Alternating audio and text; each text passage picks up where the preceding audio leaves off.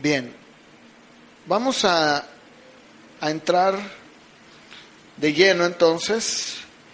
Hemos estado viendo el tema de la sabiduría de Dios, y vamos a entrar a ver ahora en Santiago capítulo 3,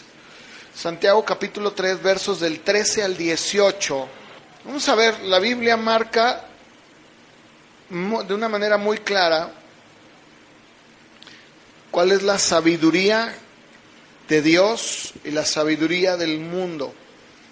La sabiduría que Dios da y la sabiduría que hay en el mundo, que el mundo nos da. Santiago capítulo 3, versos del 13 al 18. Dice: ¿quién es sabio y entendido entre ustedes? Muestre por la buena conducta sus obras en sabia mansedumbre. Pero si tienen celos amargos y contención en su corazón, no se jacten ni mientan contra la verdad. Porque esta sabiduría no es la que desciende de lo alto, sino terrenal, animal, diabólica. Porque dice: donde hay celos y contención, allí hay perturbación y toda obra perversa.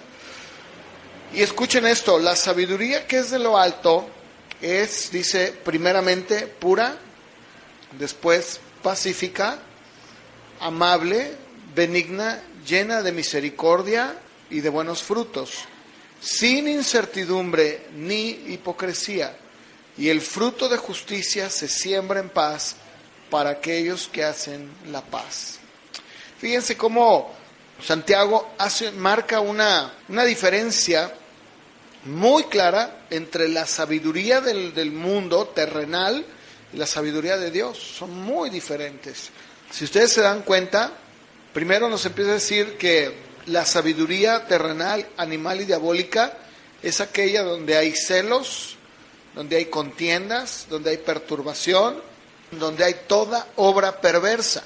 Y luego después marca y dice: pero la sabiduría que es de lo alto, que es de Dios, es pura, es pacífica, es amable, es benigna, es totalmente distinta, ¿cierto o no? Ahora, yo he estado hablando que como la sabiduría que es de Dios claramente trae siempre un fruto de Dios, siempre.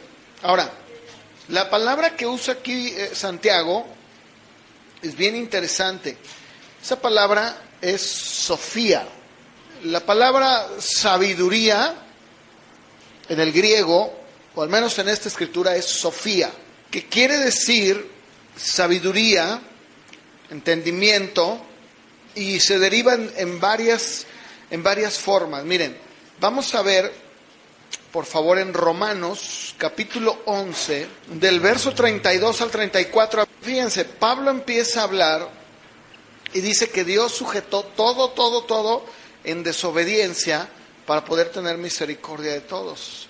O sea, Dios sujetó a este mundo, lo sujetó a la desobediencia para poder tener misericordia, para poder decir: yo soy el que te perdona, yo soy el que te rescata, yo soy, o en mí solamente está tu salvación, nada más. Y Pablo exclama, es un pensamiento que Pablo tiene, el verso 33, dice: profundidad de las riquezas de la sabiduría y de la ciencia de Dios. Dice: son insondables sus juicios e inescrutables sus caminos. Y luego fíjense, él dice otra cosa. Pregunta él: ¿quién entendió la mente del Señor? Pregunta Pablo. Y luego dice: ¿quién fue su consejero? Dice Pablo: ¿quién puede entender la mente del Señor? ¿Quién puede entender lo que Él está haciendo, la manera como lo está haciendo? Yo les había dicho, ¿cuántos de nosotros, si fuéramos o si estuviéramos por emprender algo, digamos un negocio o una empresa muy importante, cuántos de nosotros reclutaríamos a gente que no tiene ninguna experiencia? Ninguno. ¿Cuántos de nosotros apostaríamos por aquel que nadie apuesta? ¿Quién lo hace? ¿Quién contrata a alguien para que le trabaje, y cuando se presenta le dice, bueno, ¿y qué experiencia tienes? No, pues ninguna. ¿Sabes vender? Jamás he vendido. ¿Alguna vez o tienes algún tipo de facilidad de palabra? No, de hecho me da miedo hablar. ¿Tú lo contratarías? No. Ahora, y si yo te pregunto, si tú fueras a venir a rescatar al mundo y fueras a enviar a tu hijo, ¿cuántos de ustedes lo enviarían a un pesebre, a un lugar lo más bajo, el lugar donde el lugar más pobre, el más pobre de los pobres, el lugar a donde están los animales, el establo, donde pastan, donde se echan, donde duermen, donde hacen del baño? ¿Quién lo haría? Nadie. Y dice Pablo, que en este pensamiento dice, qué profunda es la riqueza de la sabiduría y de la ciencia de Dios. Sus juicios son insondables y son inescrutables sus caminos. No lo podemos entender, no podemos entenderlo. Ahora, pero lo que Dios quiere es proveernos de esa sabiduría para que nosotros podamos entenderlo. Por eso Pablo dice aquí en Romanos, ¿quién entendió la mente del Señor? ¿Quién? ¿Quién puede entenderla? ¿Quién? Y después dice, ¿quién fue su consejero? ¿Quién fue el que le dijo, no hagas así las cosas? Mira, esto no está bien, ¿verdad? Esto va a salir mal. Pues mandar a tu hijo y hacerlo que viva entre la plebe y luego para colmo de males lo vas a mandar a morir por ellos. ¿Quién haría eso? Nadie. Sin embargo, la Biblia dice que esa es la sabiduría de Dios. Porque sería bastante obvio, y creo que cualquiera de nosotros lo entendería muy bien, si por ejemplo llegara el hijo de un rey, de un gran mandatario, y lo hospedaran en el mejor hotel, o incluso alquilaran las mejores villas de Guadalajara, exclusivamente para él. Lo entenderíamos, ¿verdad? Y que se hiciera de un equipo de personas muy sofisticadas, la gente más inteligente del país. ¿Lo entenderíamos? Sí. ¿Cuánta gente creen que lo seguiría? Mucha, ¿verdad? Pero sin embargo Dios dice que quiso someter todo bajo desobediencia. ¿Para qué? Para poder mostrarle al mundo que no es como el mundo hace las cosas, que Dios las hace. Y esto es algo que no debería de sorprendernos. ¿Por qué? Porque si Dios hace cosas así, espera que nosotros también confiemos en Él y le creamos. Aun cuando todos los demás no lo creen. Aun cuando todos los demás están diciendo, estás loco, ¿qué hiciste? ¿Qué acabas de hacer? ¿Qué vas a hacer? Eso no suena lógico, eso rompe toda la lógica. Había un hombre que su papá era muy rico, esto es cierto, de la vida real. Y este hombre, su padre más bien murió y él estaba de misionero. Entonces cuando él estaba de misionero le llegó una carta donde le decía, un telegrama donde le decían, tu padre ha muerto, es necesario que regreses a Inglaterra, él era de Inglaterra, y ahí está una herencia de millones de libras esterlinas, millones, tenía negocios, bueno, el señor era muy rico. Él regresó, pues ya los funerales se habían hecho, porque él en ese tiempo pues tenía que viajar en barco, no había avión. Cuando él llega y ve que ya todo se hizo, pues le dice, mira, el abogado de su papá le dice, mira, esto es lo que tu papá dejó en vida y pues tú eres el heredero.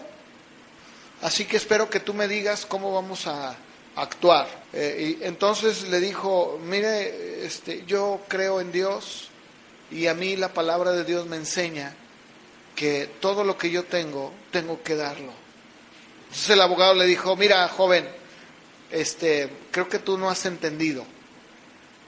Tu padre tiene, bueno, y le empezó a decir todas las empresas que manejaba, Dijo, tiene eso, tiene eso, tiene eso, tiene muchísimo. Y dijo, no, yo lo sé. Pero es que la palabra de Dios me dice a mí, ¿verdad? Que el que quiera venir en pos de mí, niéguese a sí mismo, tome su cruz y sígame cada día. Le dijo, mira, vamos a hacer una cosa. Le dijo el abogado, vamos a tomar un tiempo para que lo medites. Quiero que te tomes un tiempo. ¿Cuánto tiempo te gustaría? Le dijo, no, es que ya tomé mi decisión. Le dijo, vamos a hacer una cosa, vamos a dejar un año. Y yo voy a estar mandándote a ti al banco de tu papá, va a seguir el dinero ahí de lo que se produce en los negocios, de ahí tú puedes vivir. Después del año nos volvemos a ver y tú me dices qué quieres que hagamos. Entonces él regresó otra vez al campo misionero, y llegando allá, su esposa, porque ya estaba casado, le dijo, bueno, ¿y qué vas a hacer? Dijo, no, pues a mí la Biblia muy claramente me dice que haga esto. Bueno, no les hago el cuento largo. El caso es de que al año regresa y el abogado lo ve y le dice, joven, qué bueno que está aquí, pues su negocio ha ido así, esto es lo que usted tiene, ahora sí dígame, ¿qué quiere que haga? Le dijo, quiero que lo venda todo. Y yo le voy a decir a quién se lo va a dar todo el dinero. Dijo, pero ¿cómo es posible? Dijo, es que es lo que yo quiero que usted haga. Entonces él repartió toda la fortuna, todo lo que tenía el papá, lo vendió y lo regaló, todo lo dio. Guardó una cantidad para él y dijo, bueno, esto va a ser para tenerlo yo y no depender de nadie. Y dio todo lo que tenía, todo lo dio. Y la gente que estaba, sus amigos que tenía en la ciudad y familia, dijeron, eres un tonto, ¿qué hiciste? ¿Cómo es posible? O sea, ¿quién va a hacer eso? Nadie en su juicio hace eso. Sin embargo, a la gente a la que él le dio el dinero, a la que le repartió, fueron personas que estaban trabajando en el campo misionero. Había un pastor que estaba trabajando en Chicago, a él le ayudó y bueno, hubo una cantidad enorme de gente, ¿no? Entonces, pues la biografía de él dice que cuando él murió, él estaba satisfecho de haber hecho la voluntad de Dios. Saben que hasta el día de hoy, todavía, a ese pastor de Chicago al que él apoyó, ya no vive, de eso ya tiene mucho tiempo, pero el día de hoy todavía la imprenta que empezó, a la que él le dio dinero, sigue todavía y es una de las más importantes que hay en el movimiento cristiano evangélico, ¿sí? Y el apoyo que dio para misioneros en la India y en China, ayudaron de una manera increíble, de tal forma que esa fortuna pudo ayudar a que muchos otros misioneros que no podían ir al campo porque no tenían recursos, pudieran ir.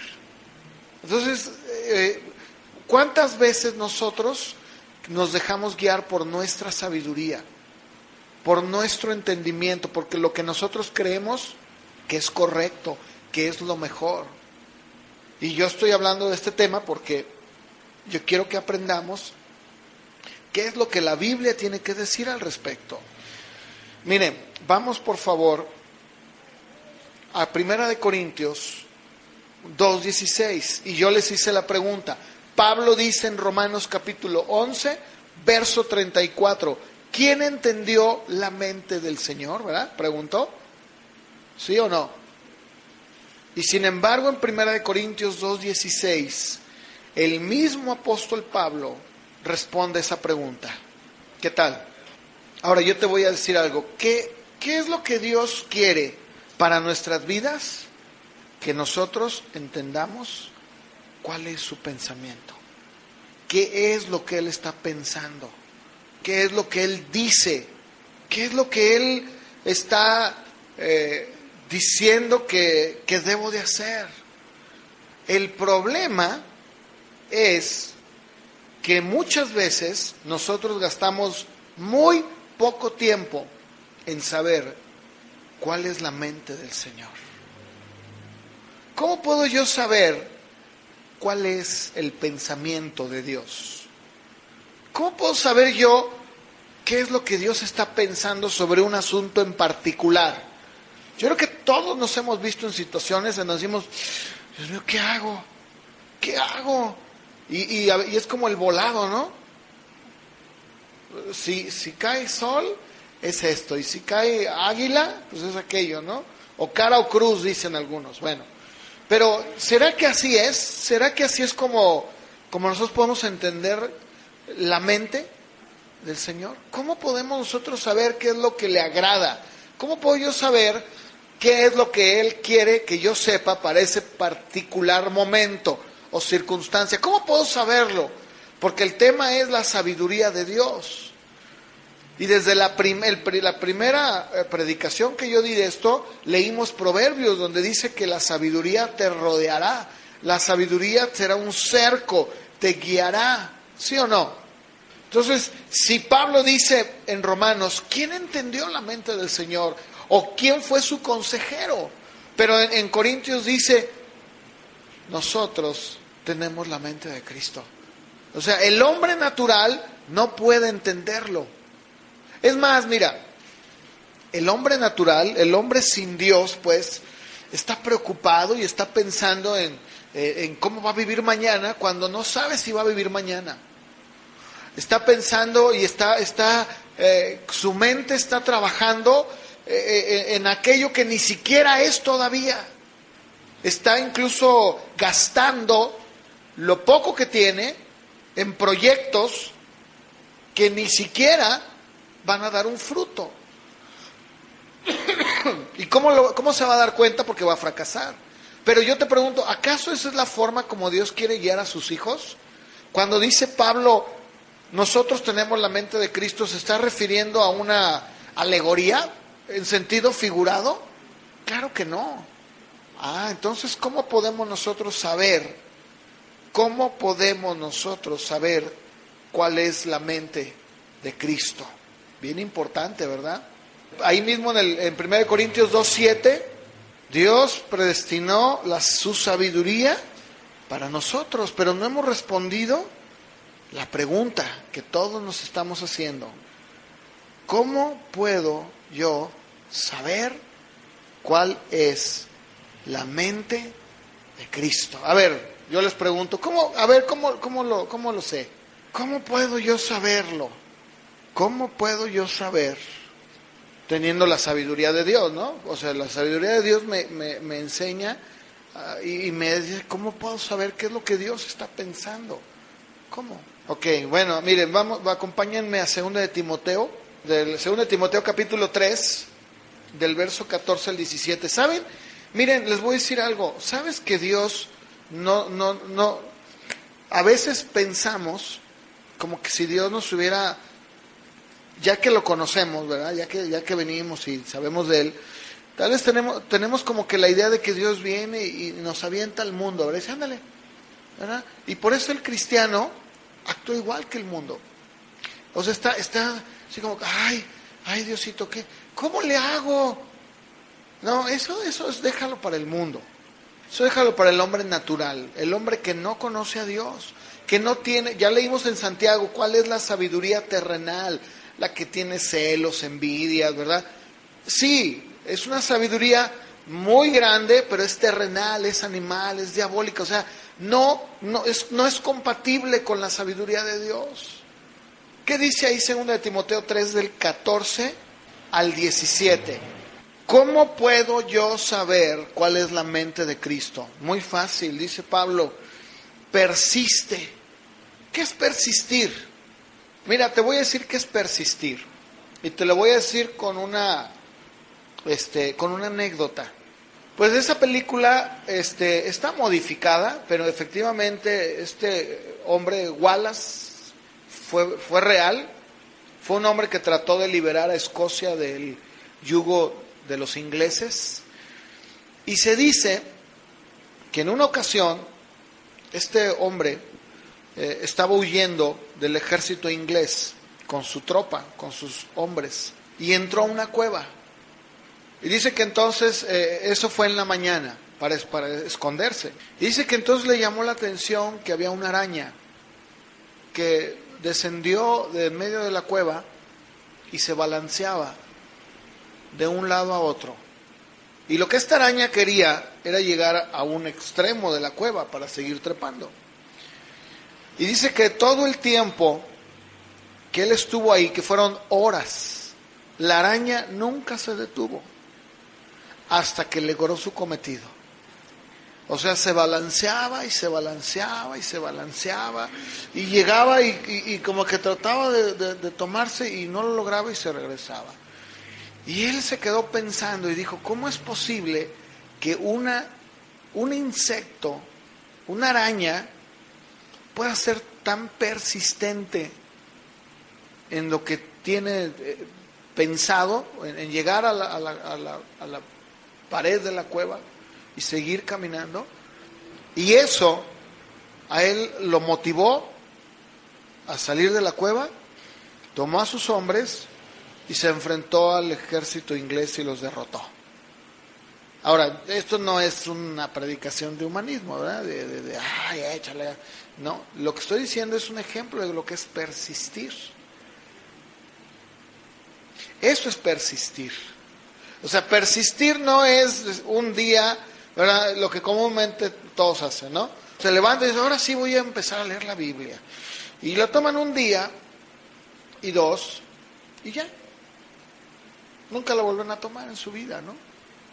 No, dice Pablo, persiste en lo que has aprendido. ¿Qué es lo que has aprendido? Yo te pregunto, a lo largo de tu vida cristiana, hasta este punto, ¿qué es lo que has aprendido? Pues eso que has aprendido, persiste en ello. Y luego sigue diciendo, y te persuadiste. Yo creo que están persuadidos todos, ¿verdad? Todos estamos aquí persuadidos de lo que creímos, ¿sí o no? Sí, ¿verdad? Dice, bueno, pues persiste en lo que has aprendido. ¿Qué has aprendido? Pues persiste en eso. Sabiendo de quién has aprendido. En este caso, está hablando de él como su mentor. Y luego le dice, y que desde la niñez has sabido las sagradas escrituras, las cuales te pueden hacer, ¿qué? Sabio para la salvación. Y luego fíjense lo que dice, toda la escritura. Entonces, aquellos que nada más dicen, no, bueno, a mí no me gusta el Antiguo Testamento. No, dice toda. Entonces quiere decir que si tú lees Proverbios, te va a enseñar toda la escritura. Es inspirada por Dios y útil, ¿para qué? Enseñar, ¿qué más? Corregir, instruir. Entonces, a ver, si tú estás en un momento, fíjense, si tú estás en una situación X en tu vida y tú dices, Dios mío, ¿qué tengo que hacer? ¿Sabes qué va a pasar? Que si tú no persistes y no tomas de la palabra para saber cuál es la mente de Cristo, ¿sabes qué va a pasar? Que vas a estar adivinando. Ay, si en este momento, a ver, voy a aventar la moneda. Si cae cara, es que sí me aviente. Y si no, quiere decir que no, ¿sabes que Dios no se maneja así?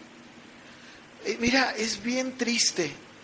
Yo diría lamentable y crítico que el cristiano de hoy es un cristiano que de verdad, ahora sí como dicen en la escuela, es un burro. ¿Han visto a los niños, verdad? En ese sentido lo digo. A ver, tú un niño que es burro, que comúnmente aquí en México le decimos burro, ¿qué es qué? Un niño que ¿qué? Que no aprende, oye, a ver, fulanito, a ver, bien, vamos a ver esto y esto. No sé, maestra, ¿verdad? Porque, a ver, yo les pregunto, ¿por qué no sabe? No persiste en lo que ha aprendido. ¿Qué le enseñaron? Hablando de la escuela, ¿qué le enseñaron? Pues ya le enseñaron, por ejemplo, las tablas, ¿no? De multiplicar. Pero ¿qué hace?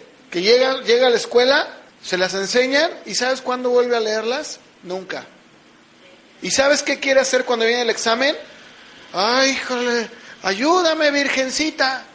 El que no conoce a Dios, ¿verdad? Y el que conoce a Dios, ay, el Espíritu Santo, revélame. Ay, pues ¿qué crees que es qué? ¿Sí o no?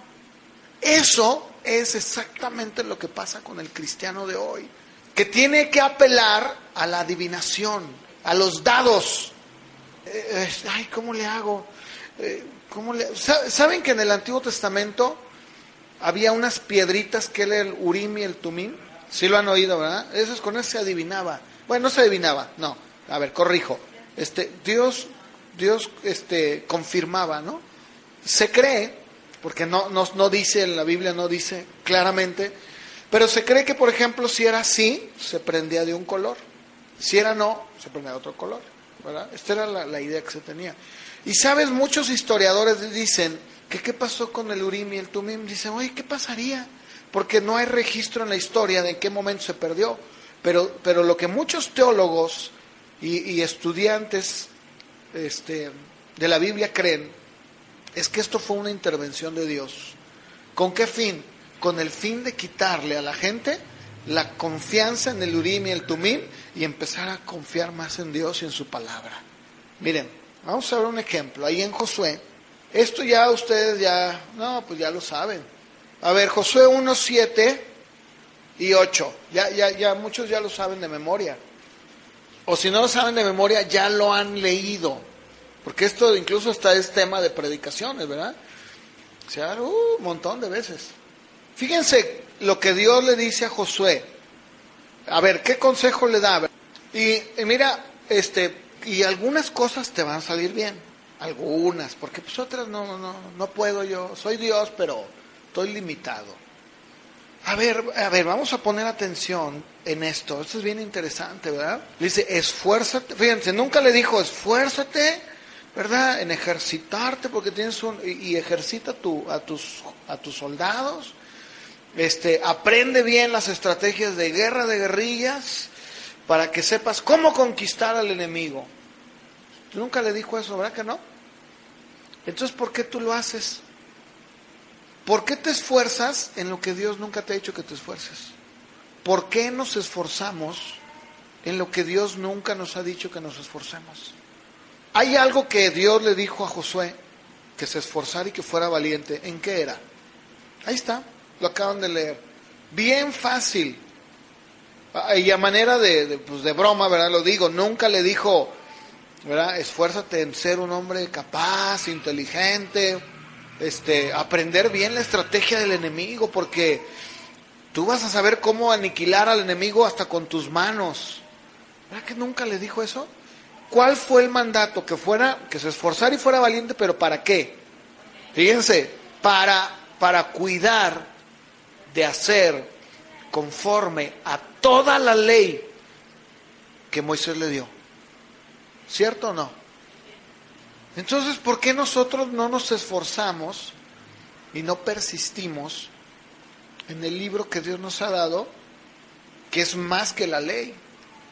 Porque Josué nada más tenía la mitad. Nosotros tenemos todo. Ellos nada más tenían la sombra. Nosotros tenemos la figura.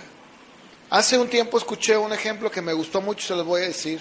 ¿Cuántos de ustedes, por ejemplo, si van a comprar una casa, ¿verdad? Dicen, yo quiero una casa. Van y dicen, a ver, ¿cómo les gustaría su casa? Díganme la casa de sus sueños.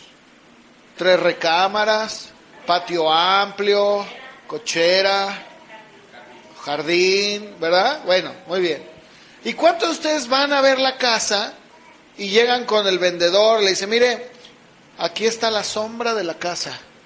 ¿Cómo ve? Pues está bien bonita. Pero yo nomás le vendo la sombra. ¿Cuántos la comprarían? Pues nada, yo sé que suena así como, pero nadie lo haríamos. ¿Por qué? Tú quieres lo original, ¿no? Tú quieres lo real, tú quieres la figura. Tú no quieres nada más la sombra. Es lo mismo que pasa el día de hoy. El día de hoy nosotros ya no solo tenemos la ley, tenemos todo. Todo. Y si Dios le dijo a Josué, le dijo, mira, volviendo otra vez aquí al punto, ¿verdad? Luego escuchen. Dice, no te apartes de ella. ¿De quién? Pues de la ley, ¿verdad? Ni a diestra, ni a siniestra. Para que seas prosperado en todo lo que emprendas. Y luego fíjense, dice, nunca se apartará de tu boca este libro de la ley, sino que de día y de noche meditarás en él, para que, ojo, guardes y hagas. Guardes y hagas conforme a todo lo que en él está escrito. Y luego dice, porque entonces, fíjense, dice, porque entonces, o sea, no puede venir todo lo demás mientras nosotros no hagamos lo primero. ¿Estamos de acuerdo? O sea, no podemos adelantar y decir, oye Señor, ya quiero el porque entonces. ¿Verdad que no? Porque va a decir, no, bueno, pero ¿lo estás guardando? ¿Te estás esforzando en leerla, en buscarme? Ah, no, pues, ¿cómo quieres el por qué entonces? ¿Sí me explico? No puede ser. Pero ahí lo dice, ¿verdad? Porque entonces harás prosperar tu camino y todo te saldrá bien. Ahora, esto no es un mensaje de prosperidad, ¿eh? Está diciendo, todo lo que hagas, porque de ahí se toman muchos para decir, ahí tú emprende, porque no. Lo que está diciendo es que porque tú ya te enfocaste a meditar y a leerla, vas a entender la mente de Dios. Y como consecuencia, vas a poder saber lo que es bueno, lo que es malo, lo que no le agrada. Y eso quiere decir, o eso significa que te va a ir bien. ¿Sí o no? Es lo que le dice Pablo a Timoteo. Persiste en lo que has aprendido. Tómate de las escrituras. ¿Por qué? Porque ellas son las que te hacen sabio. Pero si tú dependes de tu sabiduría, que es animal, terrenal, diabólica, yo no creo que te va a ir muy bien. Mira, cuando una persona persiste en la lectura, en tomar tiempo con Dios, en leer la palabra, ¿sabes qué pasa? Que entonces, cuando viene un problema, estás en una situación X, ¿verdad? Dices, Señor, no sé qué hacer. A ver, ayúdame. En este momento, porque tú has estado precisamente con la palabra en tu mente y en tu corazón, ¿qué pasa? Viene la escritura. Dice, mira, ¿qué dice mi palabra en esto? Sí, es cierto. No, yo no puedo hacer eso. ¿Por qué? Porque la Biblia a mí me enseña otra cosa. ¿Cierto o no? Así es. Ahora, aquí el problema es, como lo decía yo hace un momento, que desgraciadamente, lejos de recurrir, ¿verdad? Lejos de recurrir a la palabra como nuestra guía, como la palabra inspirada por Dios que nos puede guiar y nos puede hacer sabios, muchas de las veces recurrimos a otras cosas que no son. El problema es que el día de hoy, el cristiano, sobre todo el pentecostés, recurre más a actos místicos, ¿verdad? De que, voy a hablar en lenguas, a ver si con el Espíritu Santo, dime, guíame, ¿verdad? ¿Eso qué es? Voy a pasar para que oren por mí y me den palabra. ¿Cómo? Tú no necesitas que oren por ti y te den palabra. Tienes la palabra profética más segura, decía Pedro, a la cual hacemos bien en estar atentos, como una antorcha que arde y que alumbra en un cuarto oscuro. ¿Cuál es esa palabra profética más segura? La Biblia. Entonces, si nosotros no somos amantes de la palabra y no la escudriñamos, sabiendo que en ella está la vida eterna y que ella nos habla de Cristo y de su voluntad, entonces todo el tiempo vamos a ser cristianos inconstantes, inmaduros, niños, que cuando venga una situación en nuestra vida no vamos a saber qué hacer. ¿Por qué? Porque la palabra de Dios no está en mí. Por lo tanto, no sé qué hacer. Le vas a estar hablando a medio mundo, a todo mundo. ¿Y sabes qué te van a decir? Todos te van a decir algo bien distinto. A ver, dígame si es cierto o no. ¿Cuántas veces uno tiene por ejemplo, un problema o tiene que tomar una decisión y le hablas a alguien, ¿vale? Voy a hablar a fulano. Oye, ¿cómo ves? Fíjate que me pasó esto. No, mira, yo que tú hacía esto. Ay, híjole. Bueno, pues gracias, ¿verdad? Luego le hablas a otro. Oye, fíjate que esto pasa. Uy, no, olvídalo. No. yo haría esto. Híjole, pues es todo lo contrario.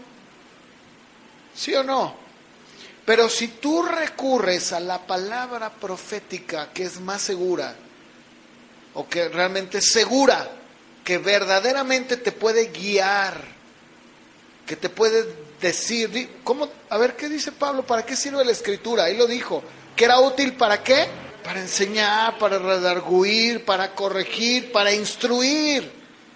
A ver, yo les voy a decir, les voy a hacer una pregunta. ¿Quién, incluyéndome yo como pastor, tiene todas esas cualidades juntas en una? Nadie. Nadie. Aun cuando alguien diga, no, pero mira, es que me dicen que este hermano, no, hombre, es un profeta. No, este hombre toca a la gente y se cae. No, les dice su vida, todo lo que necesitan saber. Pues yo tengo algo todavía mejor. Yo tengo la palabra profética más segura, a la cual hago bien en ir. Apocalipsis 7:12. A ver, de acuerdo a Apocalipsis, ¿de dónde viene la sabiduría? ¿De quién es la sabiduría? De Dios. Ahora, ¿sabes que Dios quiere que nosotros sepamos cuál es su perfecta voluntad? Dice Romanos 12, ¿verdad? No se conformen a este mundo, sino transfórmense por medio de su entendimiento. ¿Para qué? Para que puedan saber cuál es la perfecta, la buena, la agradable voluntad de Dios. Pero el problema es que nosotros queremos aprender cuál es la perfecta, agradable y buena voluntad de Dios, sin ni siquiera saber qué es lo que dice esa perfecta y buena y agradable voluntad de Dios. ¿Cómo voy a saber cuál es si ni siquiera leo la Biblia? No puedo. No existe otra manera. Y por eso, fíjense, por eso el día de hoy tenemos una iglesia bien mística. O sea, es una iglesia que recurre a lo místico para poder saber. Y saben que hemos caído, incluso hemos caído a un grado en el que nos parecemos tanto a los esotéricos. Sí, de veras. Hay un movimiento cristiano que, por ejemplo, ellos te ponen así así, aunque ustedes lo vean de broma. Así no, de veras. No, en serio. Y dicen, no, está ungido. Está ungido. Y le ponen así a la gente. Se la ponen así o encima, ¿verdad? ¿Y saben qué hace la gente? Se cae al suelo. No, en serio, de veras. O sea, fíjense, la gente recurre a las cosas más increíbles que te puedes imaginar. Increíbles. Es exactamente lo mismo que hace la gente cuando va a que le leen las cartas. O las runas, o ¿cómo le llaman? Que van a que los duendes, ¿verdad? O sea, a veces nos espantamos, pero ¿saben qué es lo mismo? Es lo mismo. No, de veras, increíble. Increíble. Estaba leyendo un libro donde dice un testimonio. ¿Se acuerdan de que les decía el domingo de los que dicen que van al cielo y todo eso? Bueno, había un hombre que sacó su testimonio que fue al cielo y sacó sus discos, ¿verdad? Videos, DVDs y todo. No, me estaba haciendo una fortuna. Y luego fíjense, un fotógrafo dice que Dios le dijo, porque eso es bien común, ¿verdad? Dios le dijo, levántate en la mañana y verás mi rostro. Entonces dice que él se levantó bien tempranito y empezó a tomar fotos del amanecer. Entonces cuando él saca sus fotos, revela las fotos, en el paisaje, en el horizonte, se ve un hombre así barbón, ¿no? Ya la figura de un barbudo. Y dijo, mira, es que el Señor quería que le tomara una foto. Y luego empezó a venderlas y decía, la fotografía ungida por $7 más envío. Y mira, se le vendía como pan caliente. ¿Y sabes que eso es lo que pasa el día de hoy? Que la gente dentro de la iglesia prefieren recurrir a prácticas ocultistas que era la palabra más segura. ¿Cierto o no? ¿Verdad? Es increíble. Se queda uno sorprendido. Miren, en Mateo 13:54, por favor. A ver, dígame, ¿qué era lo que la gente veía en Jesús? ¿Qué era lo que decía? ¿Qué testimonio daban de él? Pues, a ver, ¿de dónde le sale este hombre, a este joven, estos milagros y esta sabiduría? ¿De dónde le sale esto? En Marcos 6:2, fíjense otra vez, ¿qué era lo que la gente veía en Jesús? ¿De dónde tiene esta sabiduría? O sea, ¿quién le enseñó? Los mismos fariseos se admiran, decían, pero este hombre ni de escuela es. ¿Cómo le hace? Ahora yo les pregunto, ¿por qué era así Jesús? ¿Por qué tenía sabiduría? Pues ¿sería que era bien listo? En Lucas 2:40 nos dice por qué. ¿Cómo era Jesús cuando estaba creciendo? Ahí lo dice. Ahora, fíjense, es bien triste que el día de hoy se ha convertido al revés, en donde la iglesia está recurriendo a libros del mundo de motivación, de buen speech, ¿no? De cómo hablar mejor, estrategias humanas, ¿cierto o no? ¿Y la Biblia? Miren, hay iglesias que ya ni la Biblia llevan, porque como ya tienen en el cañón, ¿verdad? Dicen, de veras, dicen, no, pues ya ni llevo Biblia. En una iglesia, el pastor dijo, miren hermanos, yo lo que quiero es que ustedes cuando vengan así, libres, sin traer su Biblia, así a gusto, ¿verdad? Y que los sillones estén cómodos, entre más a gusto mejor. Por eso ya ni necesidad tengo de que traigan, no la traigan, luego es bien pesada. Aquí miren, gracias a Dios, ya, ahí está. El día de hoy está pasando eso, es bien tremendo. En lugar de que la iglesia ame la Biblia, ame la palabra de Dios, recurra a ella para poder entender qué es lo que Dios quiere sobre cierto asunto, van y compran el libro el mejor. Me acuerdo que en una ocasión platicando con un hermano, un cristiano, pues, me acuerdo que estábamos sentados así y me dice, mira lo que estoy leyendo. Y le dije, a ver, ¿qué es? Dice, este libro me lo recomendaron. Es bien bueno. A verlo. Y yo, la verdad, yo dije, pues va a ser, pues no sé, un libro de teología, ¿verdad? No sé, un buen libro. ¿Saben que el libro que tenía era uno de los libros que aquí en Guadalajara, en los restaurantes Sambors, es de los más vendidos? O sea, no es cristiano. Y es un best seller. Sí, es un best seller. Y dije, ¿y esto qué?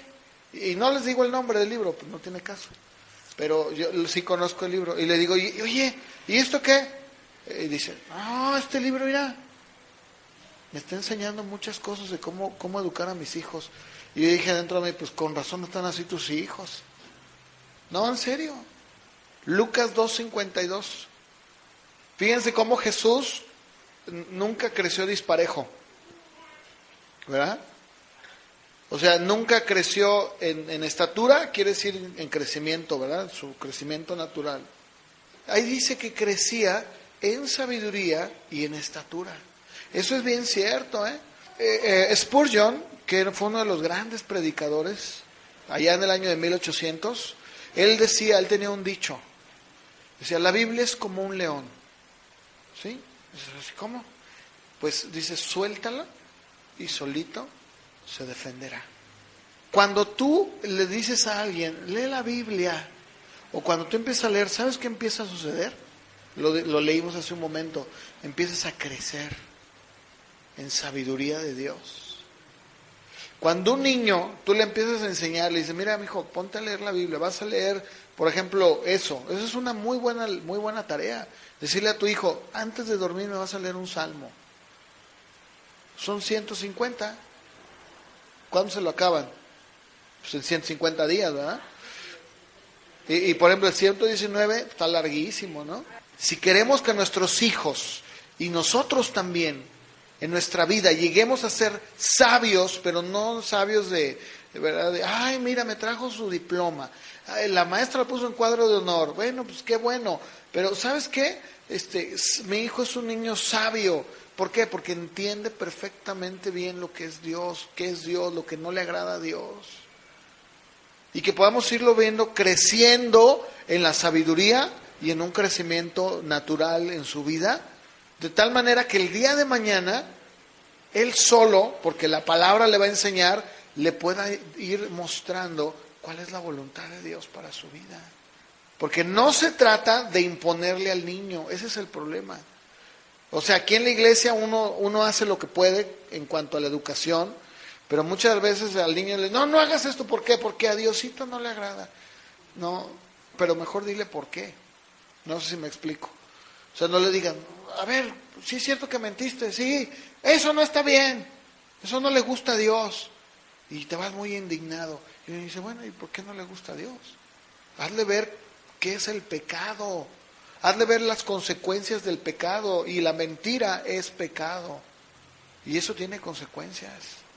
Pero si tú solamente le impones, dices, no lo hagas, ¿por qué? Porque no está bien. Porque el pastor dijo la otra vez y pues yo no sé si estará bien, pero no lo hagas. ¿Verdad? No, explícale, no, mira, mi joven, mira esto y esto. Incúlcale, enséñale. Y ¿sabes qué? No nada más a tu hijo, tú mismo. Pero pues, obviamente, si tú no lo haces, pues tu hijo menos, ¿verdad? Fíjense, 1 Corintios 2, versos 4 y 5. Escuchen lo que Pablo decía. Cuando él fue a Corinto, ahora aquí muchos han interpretado, cuando dice Pablo, ¿verdad? Ni mi predicación, ni mis palabras fueron con, fíjense, eso, pero fíjense cómo ahí lo dice bien clarito. Porque muchos dicen, es que él llegó con poder, ¿verdad? Y demostrar. No está hablando de eso. ¿De qué está hablando? Bueno, pero fíjense, a ver, bueno, sí, y no, hay que entenderlo bien, ¿eh? Porque entonces ahí nos volvemos místicos, ¿verdad? Que dicen, no, pues las palabras que le dijo el Espíritu Santo, no. Dijo las palabras, o más bien, el Espíritu Santo confirmó la palabra que él habló. ¿Y qué palabra fue la que habló? La palabra de Dios. ¿Sí? ¿Se dan cuenta? Eso es bien importante. Entender que lo que él habló, dice el Espíritu Santo, lo que yo hablé, y lo que yo hablé pues fue la palabra, ¿verdad? ¿Qué hizo el Espíritu Santo? Fíjense, el día de hoy se usan palabras astutas para convencer a la gente. Y Pablo dice, yo no, nunca. Miren, es increíble la cantidad de predicadores que ya ni predicadores son más bien motivadores, que están hablando con palabras, pero revolviendo y queriendo convencer, ¿verdad? Convencer a la gente. Y dice Pablo, no, yo no fui así. ¿Se dan cuenta cómo el Espíritu Santo daba testimonio de la palabra que él estaba hablando? Y lo que él estaba hablando no eran palabras de él, eran palabras que estaban en la Escritura. ¿Sí se dan cuenta? Entonces es como ahorita, por ejemplo, que yo estoy predicando. Yo no estoy hablando de Ogmandino. No estoy hablando de, ay, ¿verdad? Leí un libro y en el libro dice, no estoy hablando la palabra de Dios. ¿Y sabes qué es lo que hace el Espíritu Santo? Esa palabra que yo estoy hablando, de que está en la Biblia, el Espíritu Santo viene con poder y las confirma y dice, así es. Eso es lo que Pablo explica cuando dice, vine con poder. Y no es como la gente cree o le han dicho. Que venía y ahí viene Pablo, tiradero de gente, y ahí viene un cojo, lo sanó. O sea, no es cierto. Si ustedes leen Hechos, se van a dar cuenta que Pablo estaba muerto de miedo en Corintio, que lo querían matar. Y dice, cuando yo fui, no usé palabras engañosas, sino hablé lo que tenía que decir. ¿Para qué? Y luego dice en el verso 5, ¿con qué propósito? Fíjense, ¿qué dice el verso 5? ¿Qué tal? ¿Verdad? Más claro, pues ni el agua, ¿no? Dice, ¿con qué fin lo hice esto? Para que su fe esté fundada no en la sabiduría de hombres, sino en el... ¿Verdad? ¿Por qué? Porque la palabra de Dios, cuando es hablada, el Espíritu Santo la acompaña y tiene poder. ¿Para qué? Para transformar la vida de la gente. Ese es el poder. Y no es lo que han dicho, que el poder es que llegó y empezó a hacer un montón de cosas ahí. Eso no es el poder de Dios. Eso no es. Eso más bien es un misticismo, ocultismo ahí todo, ¿cómo dicen? Revuelto con cristianismo, pero no es. Oratoria humana, ¿no? Nada más. Bueno, pues, el Salmo 19, verso 7, por favor. Dice, la ley de Jehová es perfecta, que convierte el alma. Y luego dice, el testimonio, cuando habla del testimonio, está hablando del testimonio de la palabra, ¿sí? O sea, lo que dice la palabra, ¿verdad? Es fiel. ¿Y qué es lo que hace en el hombre? Hace sabio al sencillo. Así que no importa el trasfondo que tú tengas, no importa la educación, no importa cómo hayas vivido tu vida, en Cristo, dice Pablo, Dios ha hecho a Cristo nuestra sabiduría.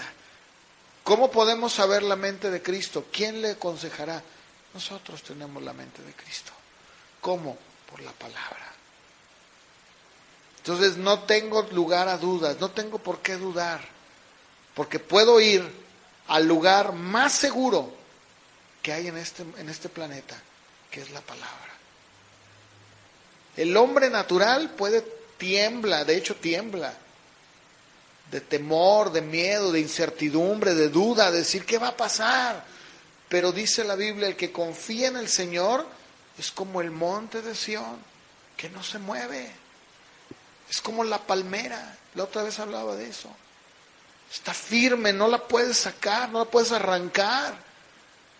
Y qué lamentable es que el día de hoy, otra vez lo digo, el cristiano recurre a un montón de menjurjes, de atajos, de cosas para poder conocer la voluntad de Dios o para saber qué es lo que Dios quiere para su vida. Y el lugar a donde menos van, o al final, es a la palabra. Cuando es el primer lugar a donde deberían de ir.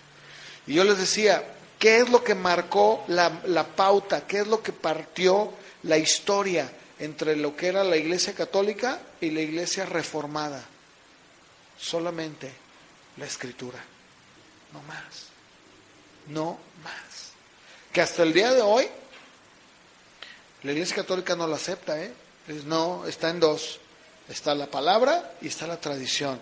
Pero en realidad a lo que más se inclina es a la tradición. ¿Y sabes que pasa lo mismo en la iglesia pentecostés? ¿O en la iglesia carismática? Decimos que amamos la palabra, que queremos la palabra y que defendemos la palabra. La realidad es de que una gran cantidad de carismáticos a lo que menos recurren es a la palabra. Y empezando por los predicadores. ¿Qué es lo que el día de hoy se predica en la iglesia? Todo menos la palabra. Todo menos la palabra. Me acuerdo que ya con esto termino, pero había un hombre muy famoso que anda por ahí, es un argentino, que él vino aquí a Guadalajara, ¿no? Y vino aquí a una iglesia y lo anunciaron y todo, ¿no? Es muy conocido, hace allá en Argentina sus eventos en los estadios y todo eso, ¿no? Y vino aquí a Guadalajara y no, pues la sensación. ¿Y saben ustedes de qué habló? ¿Saben ustedes de dónde tomó o cuál fue cuál fue su tema que desarrolló? ¿De dónde tomó su tema? Iba a hablar a los pastores y a los líderes de cómo triunfar. Pues no está tan lejos, de una película de Hollywood que hablaba sobre unos soldados bien valientes. A mí me llegó ese correo electrónico donde decían, le invitamos a que venga a ver a fulanito de tal, ¿verdad? Y va a ver que él va a desarrollar, y su tema va a estar desarrollado en la película, no sé, ¿verdad? Es una película gringa, bueno, americana. Y dice, va a ver cómo estos soldados dieron su vida, fueron valientes, nunca se acobardaron. Y en todo lo que tú veías, en ningún momento, en ninguno, veías un texto. En ningún texto. No, nunca. Y luego fíjense, luego vi un promocional que me volvieron a mandar y decía, escuche lo que los que ya asistieron dicen. Y luego le preguntan, ya ven que nunca faltan las jóvenes, pues, las personas, ¿no? A ver, fulanito, ¿cómo ve? Excelente. No, salí revolucionado. Voy a mi iglesia con un pensamiento distinto. O sea, dices, eso es lo que, con lo que salieron. Ahora, yo te voy a decir algo, si el día de hoy fuéramos a visitar a esa gente que salió hoy, ¿y qué pasó con ya se le olvidó, ya se desinfló? Bueno, ¿y qué pasó? No que tenías las herramientas, ¿verdad? Aquí tengo, porque ustedes saben que todo eso es un negociazo, porque luego te venden el manual, el video, ¿verdad? Aprendiendo los 10 pasos de cómo ser como fulanito, ¿verdad? Increíble, es bien triste, bien triste. Yo incluso fui aquí en Guadalajara a un congreso para pastores, imagínense, y líderes, y eran como más de 300, sí eran, ¿no? Estaba lleno ahí el lugar. ¿Y sabes quiénes eran los oradores? Hombres que habían triunfado en la vida. Por ejemplo, ¿se acuerdan ustedes de Colin Powell, el secretario del Ejército de Estados Unidos? A ver, yo les pregunto, ¿qué tiene que decirme a mí, que soy un pastor? Y no porque diga yo, no, nadie me puede decir, no. Yo me pregunto, ¿qué puede saber Colin Powell de una iglesia? ¿Verdad? O sea, ¿qué puede decir Colin Powell a la iglesia de Cristo cuando el tipo ni cristiano es? Para empezar, ¿no? Digo, tal vez si fuera cristiano y fuera, a ver, Colin Powell va a dar su testimonio. Bueno, dices, bueno, algo de provecho saca uno, ¿verdad? Luego fíjense, hace años, la empresa de HP, que ustedes conocen HP, ¿no? Computadoras, impresoras, todo eso. Hubo una mujer, que ahorita no recuerdo su nombre, que esa mujer cuando la dejaron como la CEO, dicen en inglés, ¿no? El CEO, que es el mero encargado ahí de todo. No el dueño, pero sí, digamos como el director general. Esa mujer entró y levantó a HP de una manera increíble. Fíjense, o sea, le dio un boom, o sea, HP se fue a la cima, ¿no? Gracias a esta mujer. Bueno, pues todos estamos de acuerdo en que un gran esfuerzo de la señora, ¿verdad? Todos estamos de acuerdo. Pero la pregunta es, ¿de qué va a hablar la señora a una conferencia de pastores? ¿De qué les va a hablar? Ella era otra de las oradoras. A ver, yo les pregunto, ¿qué tiene que decir Bono, el cantante de YouTube, en un congreso de pastores? Más bien, a él tiene que escuchar que le dicen arrepiéntete, porque él presume de ser cristiano. Y sin embargo, en los tabloides de Europa, cada rato lo sacan, porque se va a islas tropicales con jovencitas de 15, 17 años a andar correteándolas desnudos, ¿no? Entonces dices, ¿cómo puede él hablar y decir, a ver, él era uno de los oradores? ¿Qué nos puede decir el señor Bono? No, pues tal vez nos puede hablar de clases de canto, ¿verdad? Y de cuáles son los tonos más altos y todo lo que tiene que ver con el do, re, mi, fa, sol, ¿verdad? O cómo tener iluminación en un estadio. Pero, ¿qué nos puede decir Bono acerca de Cristo?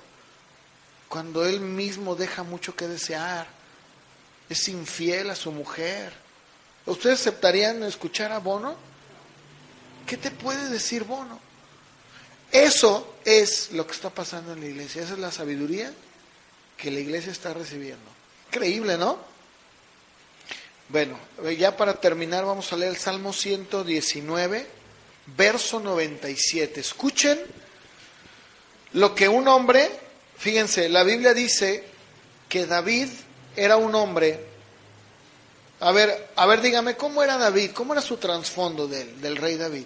A ver, dígame, que voy a tratar de ser más claro. ¿De dónde salió? Venía del alta alcurnia de Israel, ¿verdad? Él era un hombre escogido. Él dice que detrás de la majada, allá, ¿verdad? Es más, dice que cuando fueron por él, ni siquiera su papá lo consideró. ¿No es cierto? Ni se acordaba de él. Fíjate qué cosa tan tremenda, ¿no? Samuel le dijo, oye, ¿son todos tus hijos? Digo, pues tengo uno, pero pues está allá cuidando los chivos, ¿no? Y entonces le dicen, no vamos a sentarnos a comer hasta que él venga, ¿verdad? Y dice, cuando lo vio, Dios le dijo, es él, y lo ungió. Pero fíjense, es bien distinto en ese tiempo, y ese es el problema, que muchas veces dicen, yo así soy como Samuel, el Espíritu me habla. No, en ese tiempo, porque no estaba igual que hoy, ¿verdad? O sea, era muy distinto. Y además él era un vidente, él era un profeta, su labor era muy distinta. Hoy en día, los profetas que hay hoy en día son los mentirosos. Eso no es cierto. Bueno, fíjense, este hombre llegó a ser uno de los reyes más grandes de Israel, ¿cierto o no? ¿Sí estamos de acuerdo? Dice que, es más, déjenme decirles que la época dorada de Israel fue en el tiempo del rey David. Y muchos dicen que Salomón, pero Salomón cosechó lo que su papá hizo, la verdad.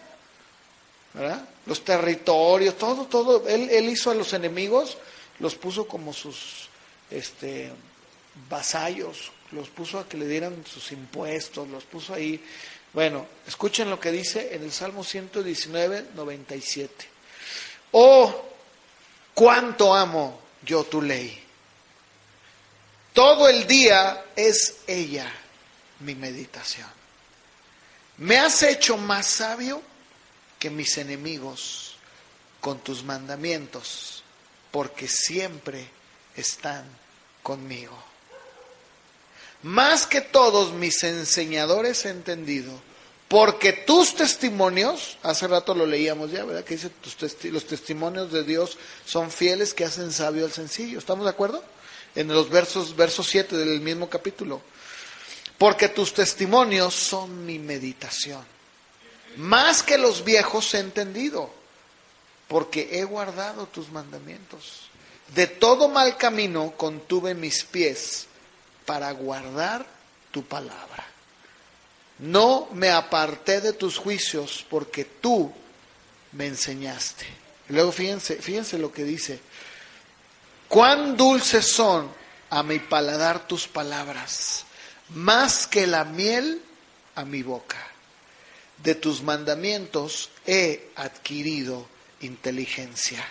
Por tanto, he aborrecido todo camino de mentira. ¿Así o más claro? ¿Se dan cuenta? Ahí está diciendo él, sé cuánto amo yo tu ley. Es mi meditación, medito en ella. Y ella me ha hecho sabio. Ahora yo te pregunto, ¿tú quieres ser sabio? ¿Quieres la sabiduría de Dios? Yo creo que sí, todos la queremos. Pues entonces, amemos su palabra. Leamos su palabra. Escudriñémosla, meditemos en ella.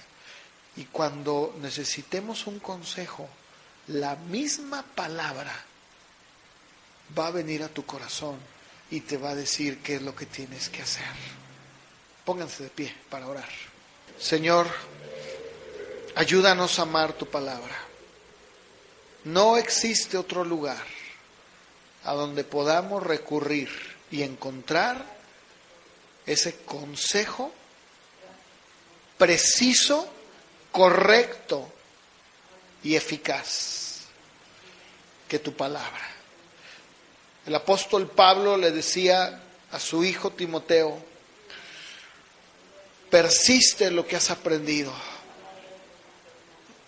en las escrituras, porque ellas te hacen sabio, de la misma manera como decía David, tus preceptos, tu testimonio, tu ley.